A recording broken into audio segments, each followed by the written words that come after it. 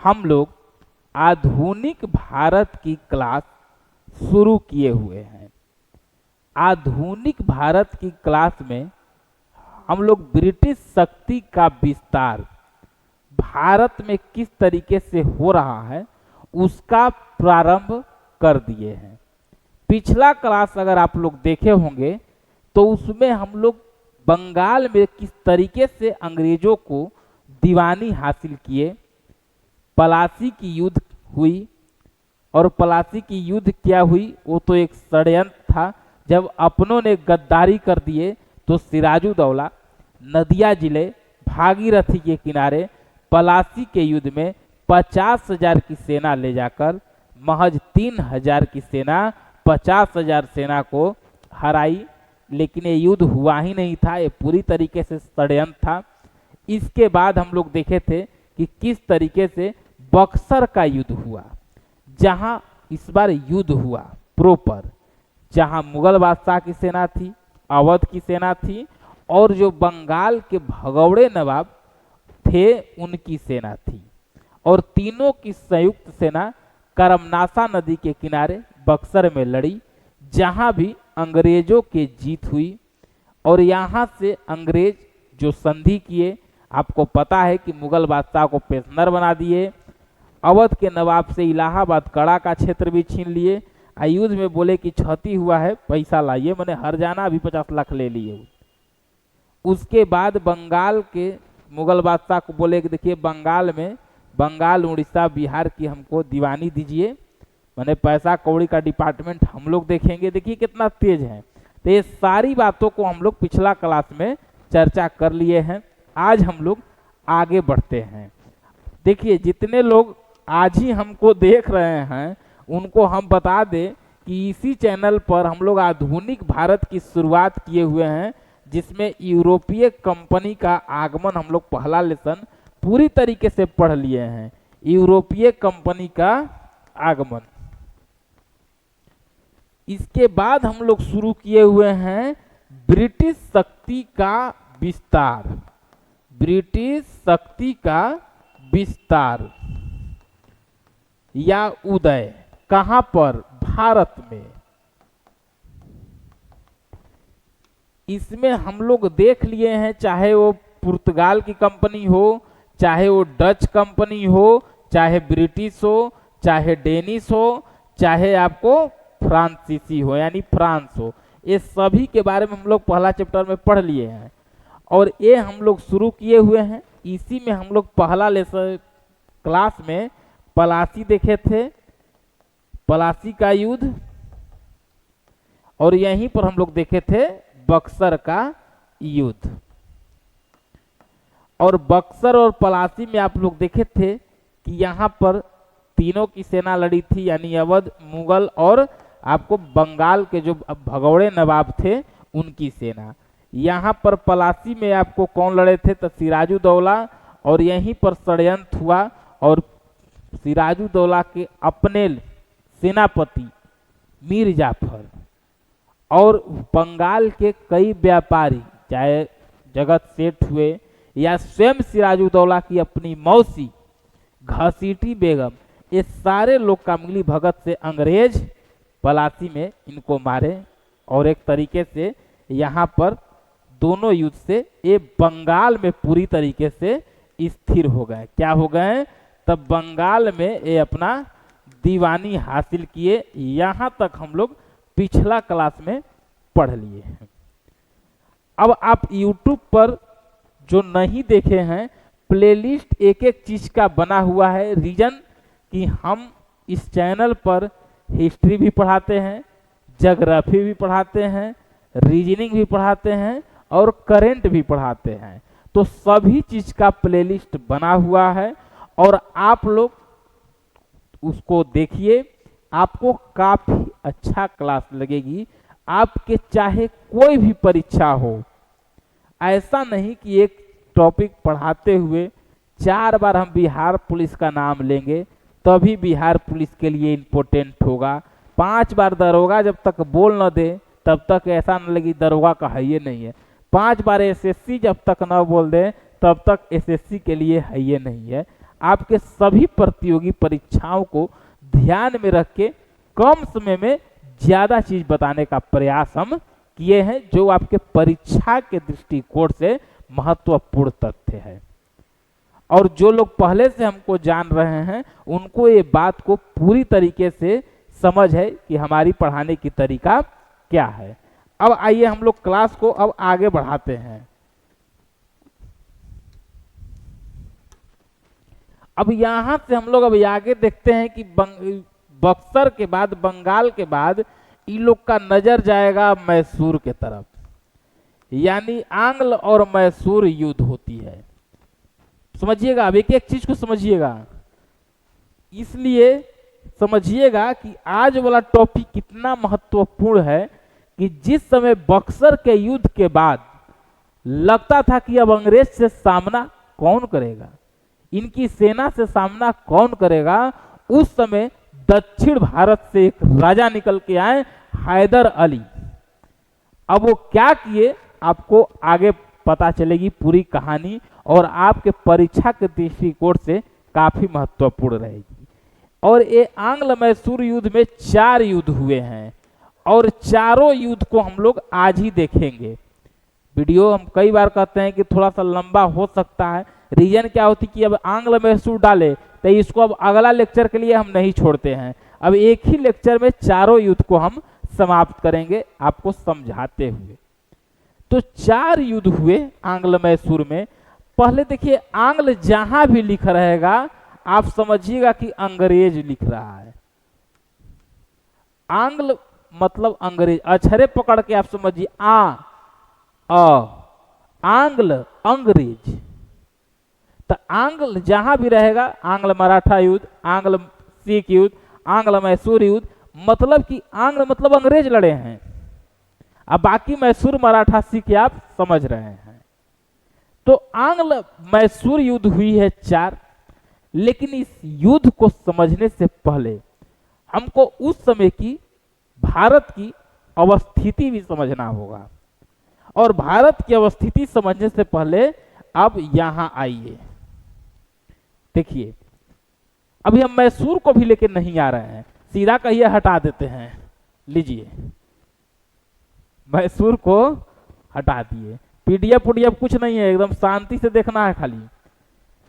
अब देखिए मैसूर जब हट गया यहां से, अब मैसूर दिमाग में मत लाइए, जिस समय यहां बंगाल में अंग्रेज को दीवानी मिली, अब समझिएगा, बंगाल में जब अंग्रेज को दीवानी मिल गई, पूरी तरीके से बंगाल में ये लोग हैं, उस समय दक्षिण भारत में 2 प्रांत बहुत प्रमुखता से चल रहे हैं, मजबूती से चल रहे हैं, और एक का नाम है विजयनगर, एक का नाम है विजयनगर, एक का नाम है बहमनी। विजयनगर और बहमनी, विजयनगर बहमनी, ये 2 नीचे साम्राज्य चल रहे हैं और काफी मजबूती से चल रहे हैं। बहमनी में कई प्रांत शामिल हैं इसमें, जैसे मान लीजिए कि इसमें अहमदपुर है,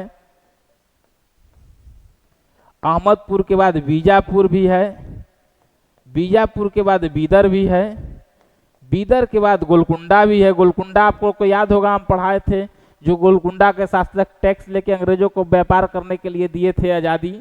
गोलकुंडा के बाद और आपको बीदर है और बरार है। एक कई हिस्सों में बहमनी है, एक तरीके से नाम से पता चल रहा है कि मुस्लिम बहुमूल्य, और ये विजयनगर यानी हिंदू बहुमूल्य क्षेत्र आप कह सकते हैं उस समय का। अभी कुछ नहीं, अभी जो है वो देखिए। लेकिन अब हुआ क्या कि बहमनी और विजयनगर ये दोनों लड़ गए, और बहमनी विजयनगर जब लड़े तो ये एक युद्ध हुई 1565 में। इसी युद्ध का नाम है तालीकोटा का युद्ध, तालीकोटा का युद्ध। लेकिन कई किताब में देखिएगा तो राक्षसी तांगड़ का युद्ध, राक्षसी तांगड़ का युद्ध, कहीं कहीं तगड़ी का भी युद्ध लिखा रहता है, तो कन्फ्यूज नहीं होइएगा।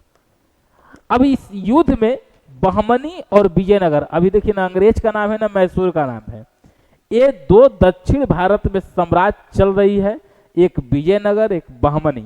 बहमनी विजयनगर अपना स्वयं है अकेले, लेकिन बहमनी में कई वो प्रांत और टूटे हुए हैं, जैसे अहमदपुर, बीजापुर, गोलकुंडा, बरार, बीदर, ये सभी टूटे हुए हैं। लेकिन ये सब लड़े, लेकिन बरार इस युद्ध में शामिल नहीं था।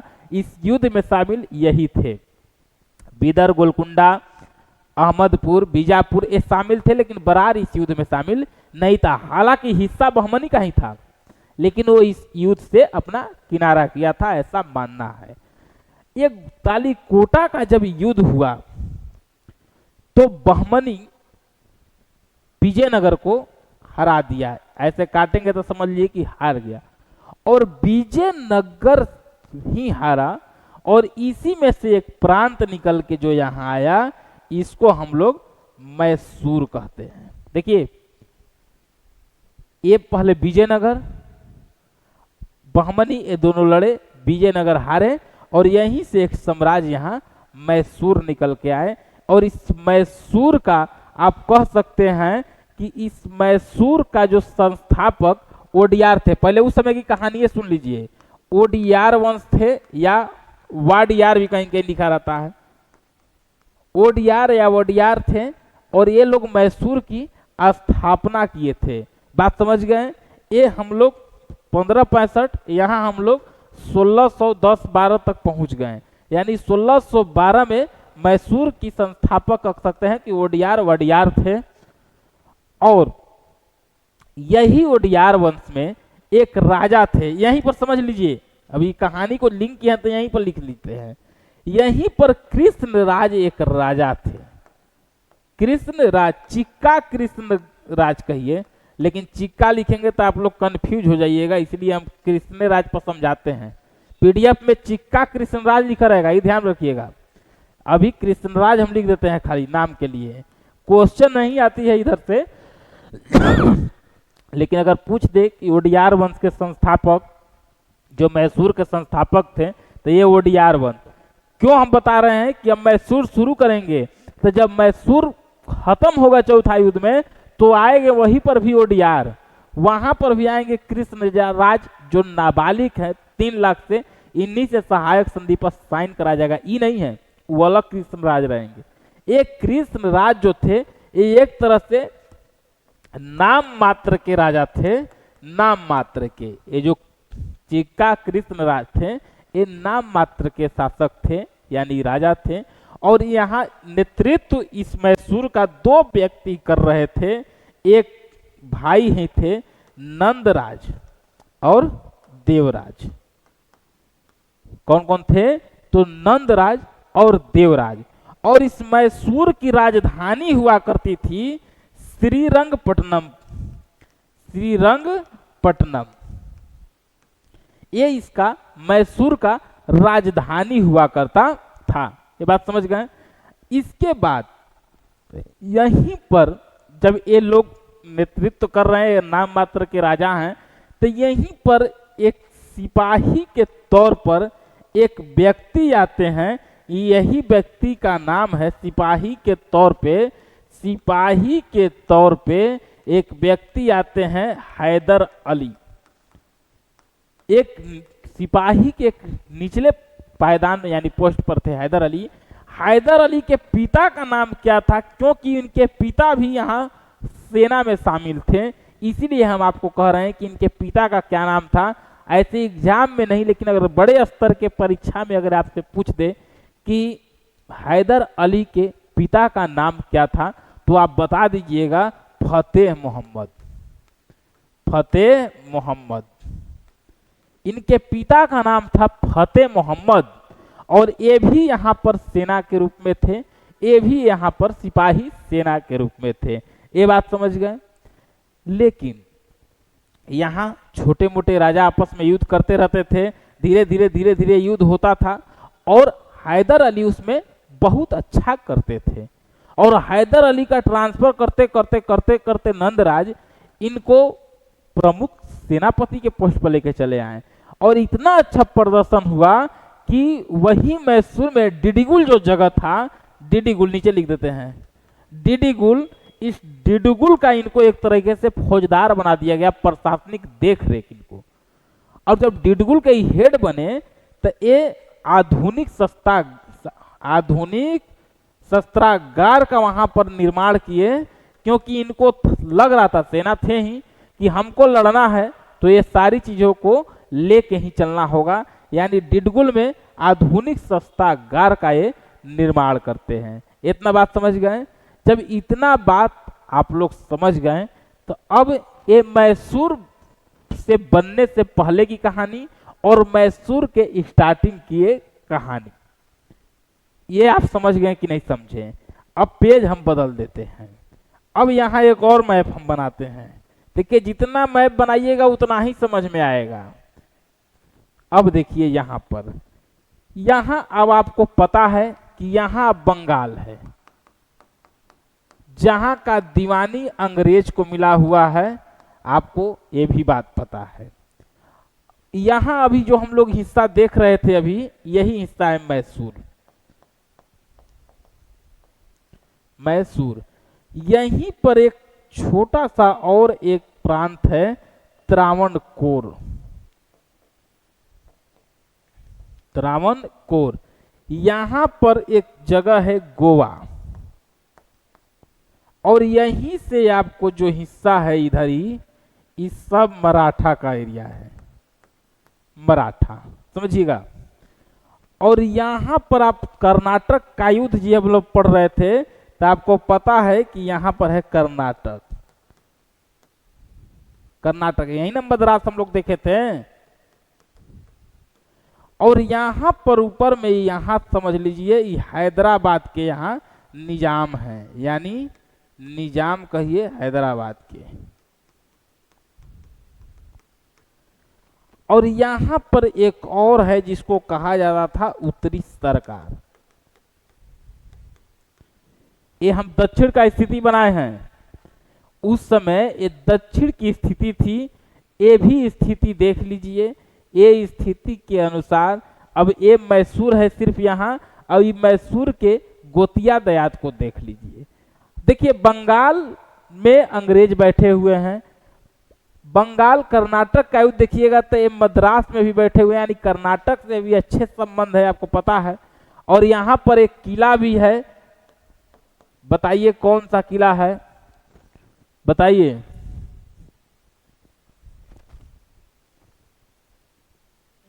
और फोर्ट विलियम, वाह वाह, फोर्ट विलियम हम जान रहे थे।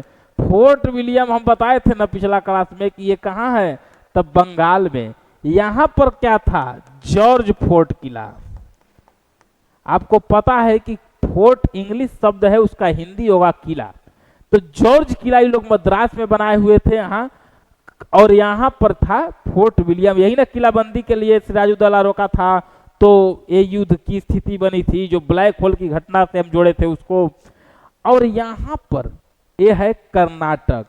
आज कर्नाटक देख के नहीं कहिएगा कि सर गलत लिख दिए, उस समय का हम फेज में बना है कर्नाटक, यहाँ पर था।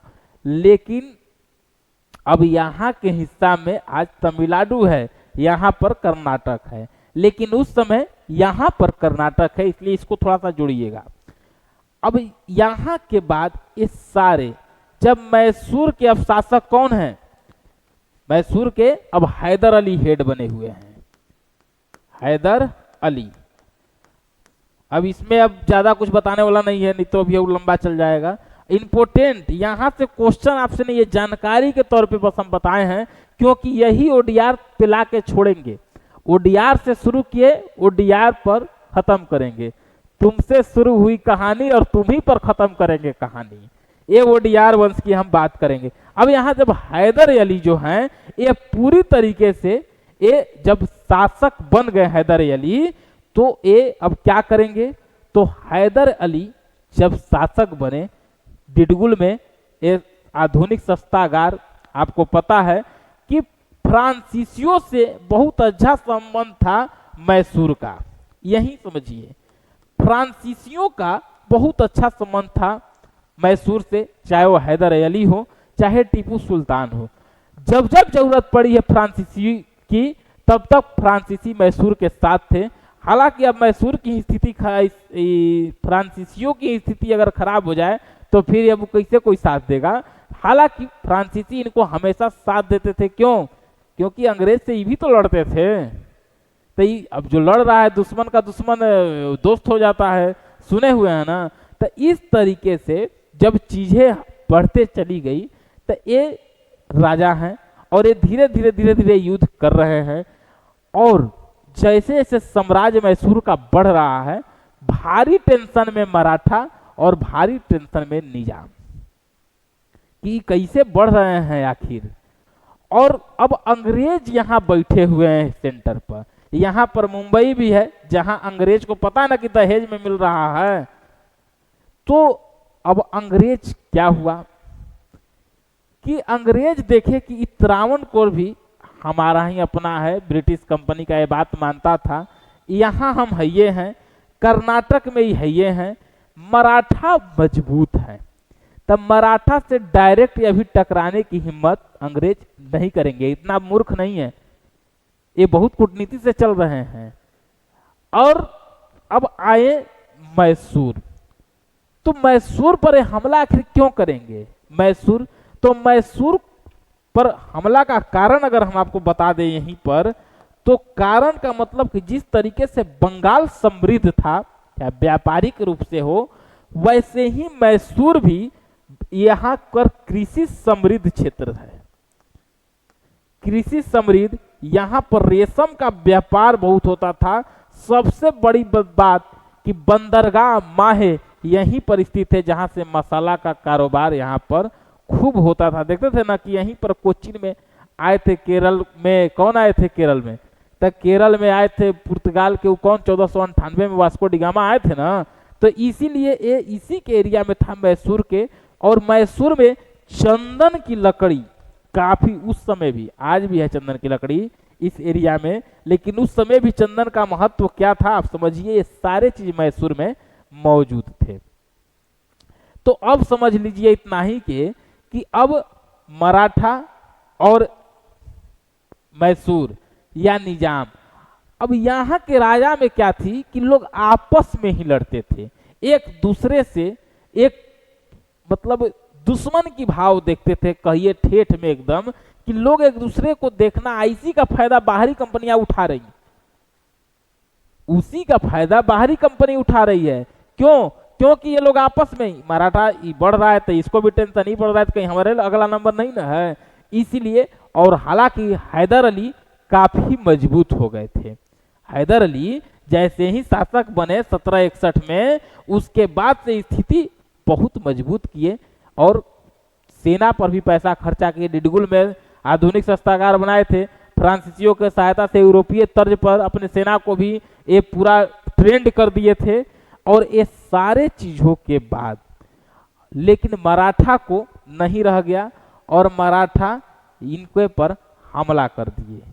मराठा 1761 है, 1764 में मराठा और मैसूर लड़ गए, यानी कि मराठा और मैसूर 1764 में लड़ गए।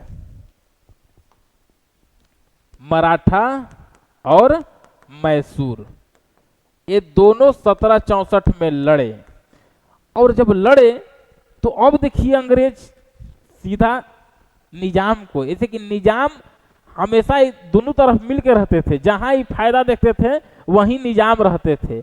और निजाम अंग्रेज से इतना डरते थे कि उत्तरी सरकार का क्षेत्र तो ऐसे ही दे दिए कि हुजूर ले लीजिए, बस रक्षा करिएगा, हमको कोई दिक्कत होगा तो अब बंगाल से यहां से अंग्रेज बोला कि सुनिए, उधर उत्तर से वो हमला कर दिए हैं, आप भी इधर से करिए। और इधर से निजाम भी हमला कर दिए। अब यहां से अब हुआ क्या कि जब निजाम हमला किए मैसूर पर, इधर से मराठा, तो हैदर अली भी काफी कूटनीतिज्ञ थे। हैदर अली एक तरह से निशाक्षर थे, पढ़े लिखे नहीं थे, लेकिन दिमाग इतना था इनके पास कि पढ़े लिखे नहीं थे, किताबी ज्ञान नहीं था, लेकिन व्यवहारिक ज्ञान कूट कूट के भरी थी। ये बोले कि आखिर आप लोग को क्या चाहिए। मराठा को बोले कि आइए हम हार गए, छोड़िए मान लीजिए कि हम हार गए, अब आई। और उसी समय आपको हम बताए थे कि पहले ही पानीपत की तीसरी लड़ाई हो चुकी थी।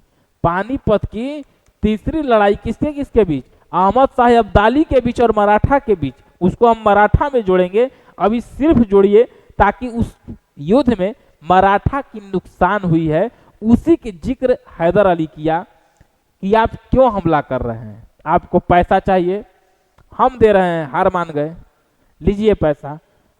तो मराठा बोला कि चलिए तो ठीक है, कोई बात नहीं, एकदम ठीक है। हैदराबाद के निजाम को एक बिचवलिया वर्ग से खबर दिया कि इधर उनसे पूछिए, बोले कि आपको क्या चाहिए, कुछ क्षेत्र चाहिए, हम आपको कुछ क्षेत्र दे देते हैं, आप पीछे हटिए।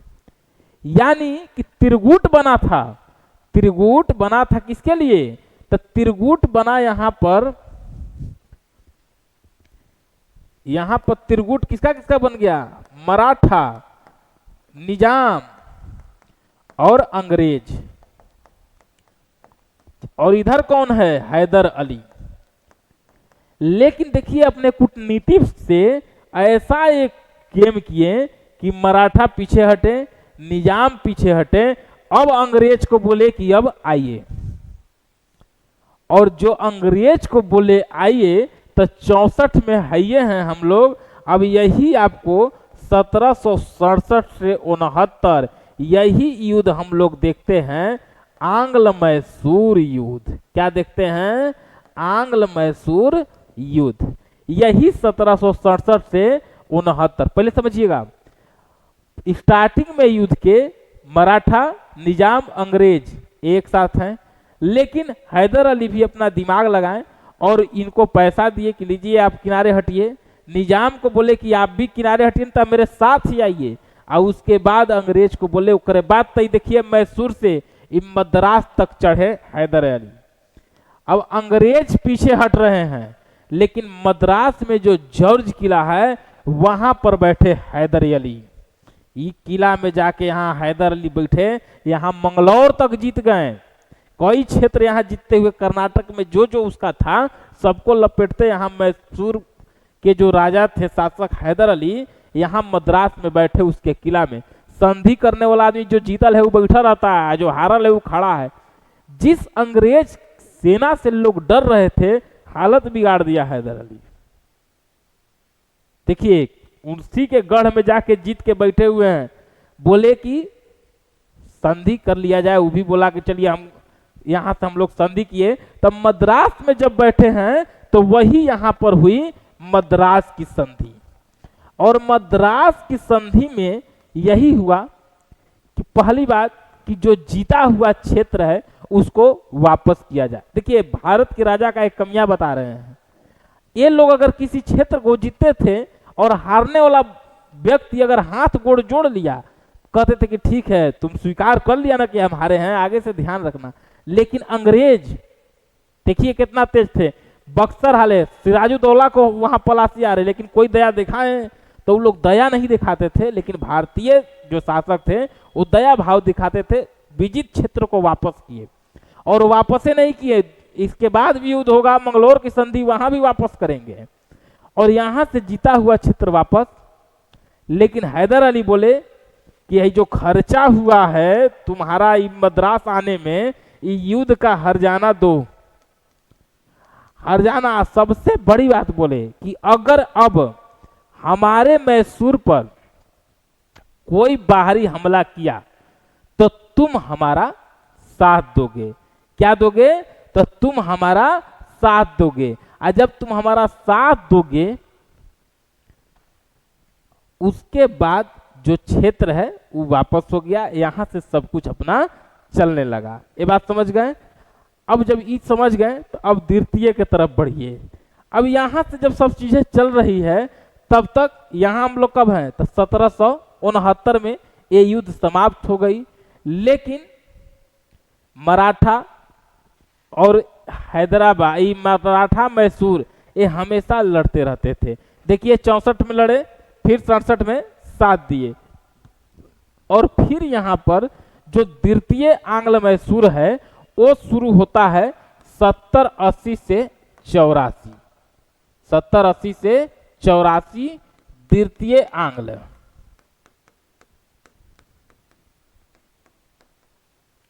आंग्ल मैसूर युद्ध। समझ गए?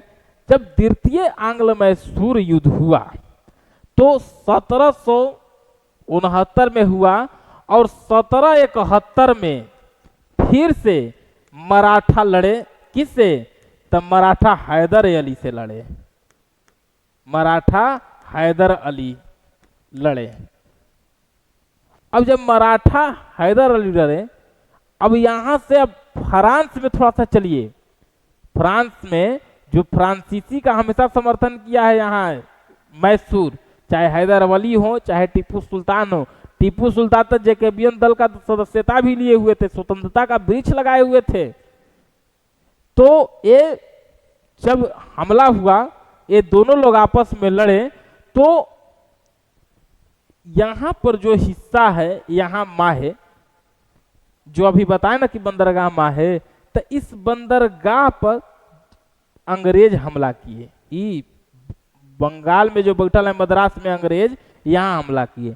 उससे पहले याद करिए कि जब हुआ, जब युद्ध होगा किसी देश से, कोई किसी से, तो तुम क्या करोगे? तो साथ दोगे। जब मराठा और मैसूर लड़े तो अंग्रेजी सेना मैसूर के साथ नहीं खड़ा हुई। बात समझिए, मैसूर सेना के साथ अंग्रेजी सेना नहीं खड़ा हुई। जब अंग्रेजी सेना नहीं खड़ा हुई तो समझ गए हैदर अली की तो धोखा दे दिया। और उसके बाद यही माहे जो क्षेत्र है, यहां अंग्रेज हमला भी कर दिया, जहां फ्रांसीसियों का भी अपना एक बस्ती था माहे में। तो हैदर अली बोले कि तुम तो एक तो पहले हमारा साथ नहीं दिया है, जो हम लोग का मद्रास का संधि हुआ, उसके बाद तू हमारे क्षेत्र में आके यहां हमला कर रहा है, अभी ज्यादा हो गया। फिर से मोर्चा खुलती है 1780 में, यही 1780 में मोर्चा खुलती है। अब इससे दौरान एक और प्रसंग समझिए कि अंग्रेज 1775-64 है ना, और यहाँ पर 1767-69, फिर ये लड़े 61 में, और यहाँ पर मराठा और अंग्रेज 1775 में लड़ते हैं। और यही नाम देंगे हम आंग्ल मराठा। आंग्ल मराठा, ये जिक्र बस आया है, ये समझिए। आंग्ल मराठा हुआ, मराठा समझ गया कि अरे इतना अंग्रेज किसी का नहीं है, इसीलिए द्वितीय जो आंग्ल मराठा आंग्ल मैसूर हुआ, इसमें भी मराठा, उसके बाद मैसूर यानी हैदर अली, और हैदर अली के बाद यहां निजाम, और यहां पर है आपको अंग्रेज। समझिएगा, अंग्रेज ये लड़ने के लिए तैयार हैं 1780 में। अब 1780 में जब तैयार हैं तो अंग्रेज, तो स्टार्टिंग में जब युद्ध शुरू हुआ तो मैं थोड़ा सा हैदर अली गड़बड़ाया, मतलब थोड़ा सा हार जीत तो होते रहता है, तो स्टार्टिंग फेज में हल्का सा हार जैसा मोमेंट बना, और इसको देख के तुरंत निजाम पाला बदले और अंग्रेज की तरफ भागे। निजाम किसी का नहीं थे। अब निजाम और अपने वहां पर जब युद्ध हुआ तो सलाबाई की संधि भी जब मराठा बताएंगे तो हम बताएंगे, उससे मराठा भी अपने आप को अलग किए, उस तरीके से एक्टिव नहीं थे। अब हैदर अली अकेले पड़ गए इस युद्ध में, लेकिन अकेले पड़ गए तो क्या, हैदर अली भी पूरा एकदम टाइट से एकदम मोर्चा पकड़े हुए हैं। लेकिन यहीं पर 1780 में युद्ध शुरू हुआ, और 82 में यहाँ पोटोनोवा जो जगह है ये सब छीना गया। हैदर यहाँ जो हैदर अली का एक तरीके से ये सब क्षेत्र था, और यही पोटोनोवा के युद्ध हुआ यहाँ, और जिसका अंग्रेजी सेना, ये पोटोनोवा में अंग्रेजी सेना नेतृत्व की, अंग्रेजी सेना का नेतृत्व कौन किया? आयरकुट। तो आयरकुट जब नेतृत्व किए तो इस पोटोनोवा के युद्ध में थोड़ा सा हैदर अली हार गए, और ये सदमा बर्दाश्त नहीं कर पाए, और इसी में इनको मृत्यु हो गई। हालांकि अंग्रेज मारे नहीं है, इस बात को भी ध्यान में रखिएगा, अंग्रेज इनको मारे नहीं है, उस युद्ध में हार हुई है, सदमा से मर गए। आई साथ नहीं दिया ये लोग, नहीं तो खदेड़ देते उस समय भी। पहले आंग्ल प्रथम युद्ध में ही देखिए ना स्थिति क्या है, प्रथम आंग्ल मैसूर में ये चढ़ल है यहाँ तक, अगर उस समय भी अगर सहानुभूति नहीं दिखाते तो खाली कराते आगे तक चढ़ के, मद्रास तो खाली कराइए दिए रहते हैं। अब देखिए, अब यही 82 में यहाँ हैदर अली की मृत्यु हो जाती है। अब देखिए यहां से एक बात और हम बताते हैं कि हैदर अली की मृत्यु हुई, लेकिन उनके सेना में इतना मतलब इस तरीके का यूनिटी और एकता था कि समझ लीजिए कि 2-3-4 दिन तक तो पता नहीं चला कि हैदर अली नहीं है। नहीं तो राजा अगर युद्ध में मारे जाएं तो समझिए कि सेना में भगदड़ मच जाती थी कि अब क्या होगा, अब कौन कमान संभालेगा, और ऐसे पता चल जाता था विपक्षी दल को कि जो मुख्य राजा हैं या शासक हैं वो अब नहीं रहे। लेकिन हैदर अली के मरने के बाद नहीं पता चला 2-4 दिन तक, क्योंकि जिस दिन ये मरे उसी समय इनका ही एक बेटे थे, और वही बेटे हैं टीपू सुल्तान। टीपू सुल्तान दक्षिण भारत में एक बहुत बड़ा नाम है आज भी। टीपू सुल्तान मैसूर ए शेर कहा जाता है कि पिता की मृत्यु हुई है और ये रणभूमि में खड़े हैं पूरा सेना के साथ, मोर्चा धरे। हालांकि युद्ध चला आगे, लेकिन 84 आते आते लगा कुछ नुकसान अब अंग्रेज को भी हो रहा है, इनको भी हो रहा है। तो टीपू सुल्तान भी अभी नया नया तो शासक बने हैं, इनको बहुत कुछ समझना है। शासक तो सीधा ही रणभूमि में आए शासक बन के, जब पिताजी नहीं थे। तो अब समझिए कि जिस इतिहास देखिएगा तो कई राजा पर उनके अपने लोग गद्दारी किए हैं, कई लोग तो अपने पिता को मार के ही सत्ता में बैठे हुए हैं। अजात शत्रु पितृहंता शासक जिसको कहा जाता है, पिता को मार के कई लोग पिता के षड्यंत्र किए। लेकिन देखिए यहां से एक बात निकल के आ रही है कि पिता हैदर अली के प्रति टीपू सुल्तान की कोई वैसी मतलब आपको क्या कहा षड्यंत्र किसी प्रकार का नहीं थी। ये मरे भी तो ये पिता के जगह पर खड़ा हुए टीपू सुल्तान, मैसूर ए शेर। तो ये टीपू सुल्तान यही 84 में आपको एक संधि होती है, और ये मंगलौर की संधि होती है, मंगलौर की संधि। और फिर से इस संधि में यही होता है कि जो विजित क्षेत्र हैं वो वापस कर दिए जाएंगे दोनों लोगों के, और विजित क्षेत्र के बाद जो युद्ध बंदी लोग, जो सेना बंदी है, उनको छोड़ दिए जाएंगे। ये सारे चीज के बाद सिस्टम फिर अपने तरीका से ये सब चलने लगा। बताइए यहां तक तो कोई समस्या अब नहीं है आपको। लेकिन 84 कितना दिन तक चलेगा, कितना दिन तक लोग शांत रहेगा। अब यहीं पर तृतीय आंग्ल मैसूर देखिए, तृतीय आंग्ल मैसूर। अब ई कब से कब है, तृतीय कब से कब है, 80-84। तृतीय चलेगा आपको 70 से 90 से 92। इसका कारण स्वयं टीपू सुल्तान भी थे, इसका कारण टीपू सुल्तान भी थे। सर कैसे? तो इसका कारण इसलिए कि जो ये त्रावणकोर हम लोग देख रहे थे, ये जो त्रावणकोर जो ब्रिटिश का एक तरीके से बहुत अच्छा ये समर्थन करता था, या ब्रिटिश इसको अपना मानते थे, इस त्रावणकोर पर मैं टीपू सुल्तान हमला कर दिए और फ्रांसीसियों से निकटता इनकी बढ़ती गई। और दूसरी बात कि जो कार्नवालिस थे वो भारतीय मित्र की सूची जारी कर रहे थे। देखिए सबसे बड़ी बात है कि भारतीय मित्र, कार्नवालिस बोले कि भारत में हमारा मित्र कौन है, और उस सूची में मैसूर यानी टीपू सुल्तान का नाम नहीं था, और ये त्रावणकोर पर हमला किए। कार्नवालिस के मित्र सूची में न आना, उसके बाद अब ये उसी समय आपको पता है कि फ्रांसीसियों की निकटता थी ही, और फ्रांस में आपको पता है कि क्रांति वहां पर भी आपको याद है ना, तो वहां पर भी नेपोलियन बोनापार्ट संप्रभु बंधुत्व का जो नारा दे रहे थे, उनके यहाँ ही बोले कि तनिसा कुछ सेना होना कुछ हमको बताइए, ये थे कि अंग्रेज को एकदम हम मैंने यहाँ से भगाएंगे। और ऐसा कहा जाता है कि वो चिट्ठी वहां गया और वहां से आया कि देखिए भाई अभी हम लोग तो इधरे लड़े हुए लेकिन आपके साथ हम लोग हैं। लेकिन ये अंग्रेज को भनक लग गई, इसीलिए अंग्रेज त्रावणकोर पर हमला किए। त्रावणकोर पर तई मैसूरे हमला किए यानी टीपू सुल्तान, और उसके बाद ये तृतीय आंग्ल मैसूर यहां से शुरू हो गया, जिसमें इस बार मराठा और निजाम और अंग्रेज ये तीनों एक साथ हैं। किससे लड़ रहे हैं? टीपू से, टीपू सुल्तान से। हालांकि इस बार उल्टा हुआ और इस बार मैसूर के राजधानी में ये लोग जाके बैठ गए। कहाँ राजधानी था? श्रीरंगपट्टनम। और इस राजधानी में बैठे इसीलिए श्रीरंगपट्टनम की संधि कहलाता है। और ये यहाँ बैठे, लेकिन अब देखिए जैसे हैदर अली चाहे टीपू, जब लगता था कि दोनों तरफ से युद्ध बराबरी की है, उस समय की संधि सुनिए।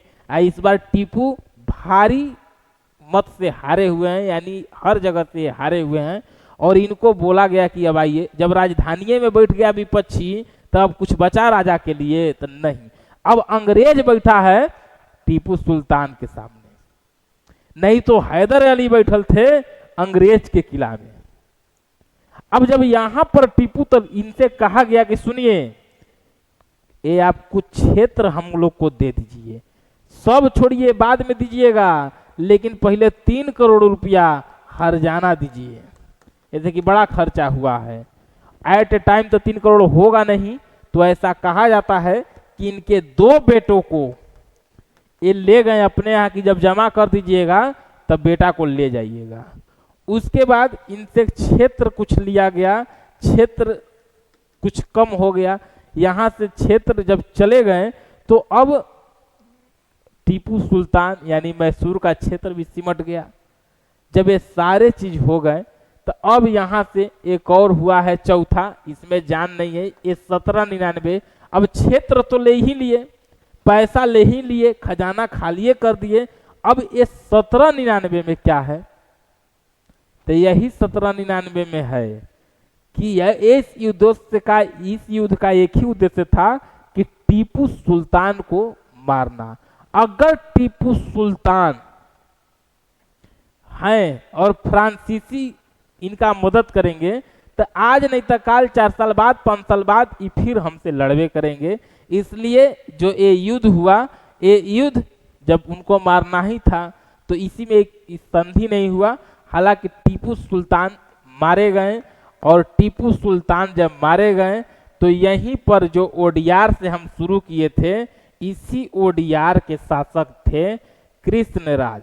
ये महज अभी 3 साल के राजा हैं, 3 साल के कृष्णराज राजा बने हैं, और इन्हीं से सहायक संधि पर दस्तखत करा लिया जाता है और इनको हस्ताक्षर करा के यहाँ से मैसूर आप लोग उम्मीद है कि समझ गए होंगे।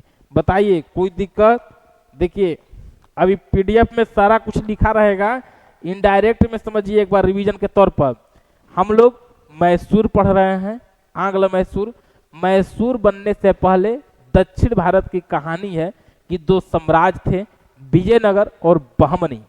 विजयनगर और बहमनी में तालीकोटा का युद्ध हुआ 1565 में।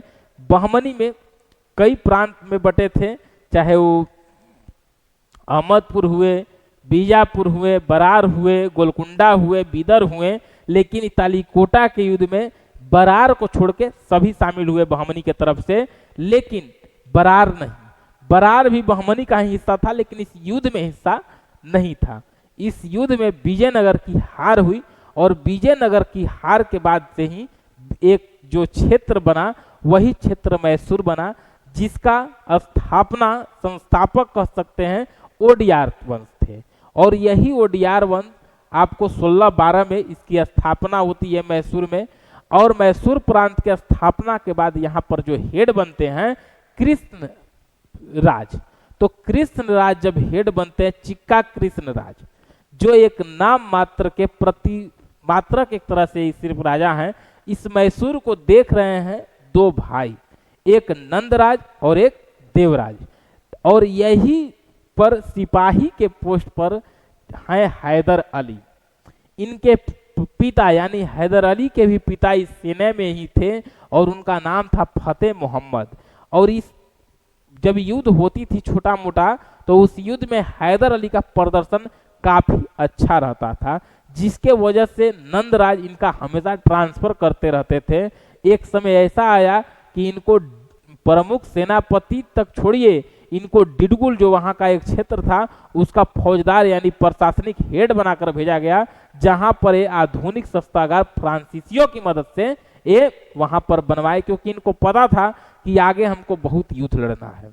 मराठा परेशान करते थे, निजाम परेशान करते थे, तो ये सारे चीज हुए। आगे चल के आपको हम बताएं कि 1761 में हैदर अली मतलब मैसूर के शासक बने, और शासक बन के जो छोटा मोटा क्षेत्र ये जीते थे, मैसूर को और लंबा किए। मैसूर को लंबा करने के बाद भारी टेंशन में है मराठा, भारी टेंशन में है आपको निजाम कि कहीं हम लोग का भी तो नंबर न आ जाए। लेकिन उसी बीच में मराठा और मैसूर लड़ गए। तो मराठा मैसूर लड़ गए, अंग्रेज बैठल थे बंगाल में। अंग्रेज निजाम को बोले कि देखिए आप इधर से हमला करिए, और जैसे ही निजाम भी हमला किए तो निजाम और हैदर अली बोले कि आप दोनों आदमी को क्या चाहिए, आपको क्षेत्र चाहिए, निजाम को क्षेत्र हम थोड़ा सा आपको दे रहे हैं, आप युद्ध लड़े हैं, आपको नुकसान हुआ होगा, आपको पैसा देते हैं, आप पीछे हटिए। उसके बाद हम लोग देखें कि प्रथम आंग्ल मैसूर हुआ, और यही प्रथम आंग्ल मैसूर जब हुआ 1767 से 69, 2 साल युद्ध चली, जिसमें हैदर अली पूरे मजबूती से युद्ध नहीं लड़े। मद्रास में उसके अंग्रेजों के किला में बैठ के संधि किए, और सिर्फ संधि जो चाहते थे संधि में वही करते थे, हरजाना भी लिए, और यहाँ तक बोले कि आप मैसूर पर अगर कोई दे और बाहरी अगर हमला होती है तो आप हमारी मदद करिएगा। और जो विजित क्षेत्र है, प्रथमे आंग्ल में मंगलोर भी तक ही चढ़ गए थे हैदर अली, ये सारे क्षेत्र बोले कि उदार थे, बोले कि आप ठीक है दोनों आदमी अपना अपना रखेंगे।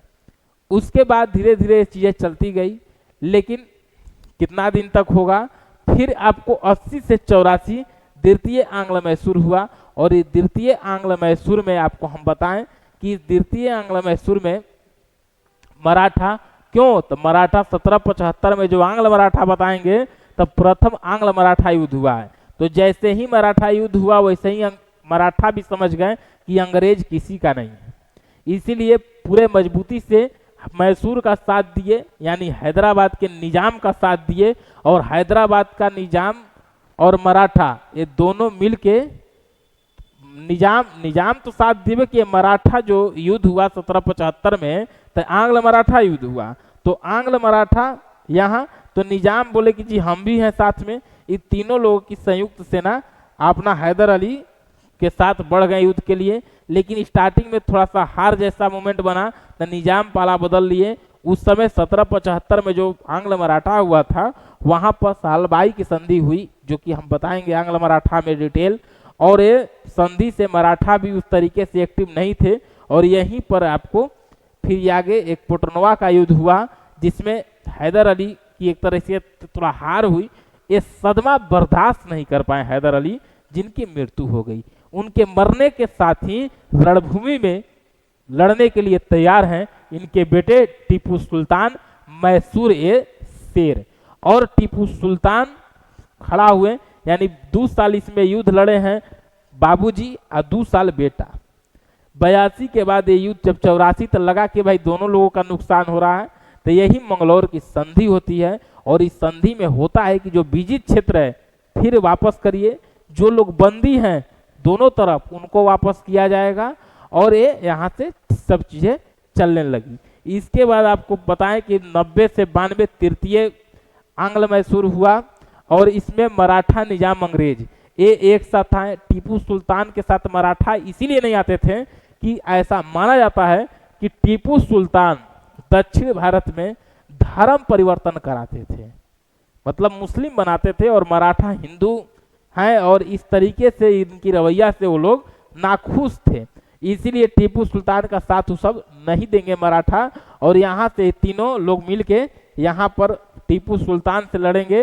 फिर यहाँ श्रीरंगपट्टनम की संधि होती है। इसका कारण खुद टीपू सुल्तान थे। हम बताए थे कि जो नीचे में त्रावणकोर था इस पर हमला कर दिए, त्रावणकोर पर ये टीपू सुल्तान हमला किए। इसके बाद ये युद्ध हुआ और यहाँ पर श्रीरंगपट्टनम की संधि हुई। यहाँ पर एक तरह से टीपू सुल्तान की हार हुई। और संधि में देखिए, अब देखिए जब जीतल है तो किस तरीके से संधि किया है। 3 करोड़ रुपया हर्जाना के रूप में लिया। उसके बाद बोला कि कुछ क्षेत्र दे दीजिए, और कुछ क्षेत्र दिया गया। और यहाँ से टीपू सुल्तान के जो 2 बेटे थे उनको ये बंदी बना के ले गए। 3 करोड़ रुपया कोई डायरेक्ट तुरंत थोड़ी दे देगा, तो ये तब तक के लिए ले गए। उसके बाद चौथा 1799 में हम आपको बताए थे कि टीपू सुल्तान की एक चिट्ठी थी जो कि जा रही थी कहाँ, तो ये भेजवाए थे नेपोलियन बोनापार्ट से कि देखिए कुछ सेना होना चाहिए, कुछ मदद करिए, बताइए। हम चाह रहे हैं कि अंग्रेज को एकदम मतलब हुई कराए। और अंग्रेज को ये बात की खबर लगी। वहाँ से नेपोलियन बोनापार्ट हालांकि मदद करने की पूरा भरोसा दिए। और ये जैसे ही तो फिर हुआ कि नहीं भाई, इस बार तब इनसे क्षेत्र भी नहीं चाहिए, पैसा हम लोग ले लिए, अब टीपू सुल्तान को मारना है। सिर्फ चौथा आंग्ल मैसूर युद्ध इसीलिए हुआ कि सिर्फ टीपू सुल्तान को मारना है, जिसमें अंग्रेज कामयाब भी रहे और टीपू सुल्तान को मारे। उसके बाद यहाँ पर वही ओडियार से जो हम शुरू किए थे, वही ओडियार के शासक कृष्णा चिक्का कृष्ण राज जो थे, ये संस्थापक के बाद ओडियार वंश में थे, लेकिन लास्ट में भी एक कृष्ण राज है, महज 3 वर्ष के हैं, नाबालिग हैं। इनसे वहां पर इनको शासक बना के बैठे। 3 साल का लड़का क्या वहां शासन करेगा।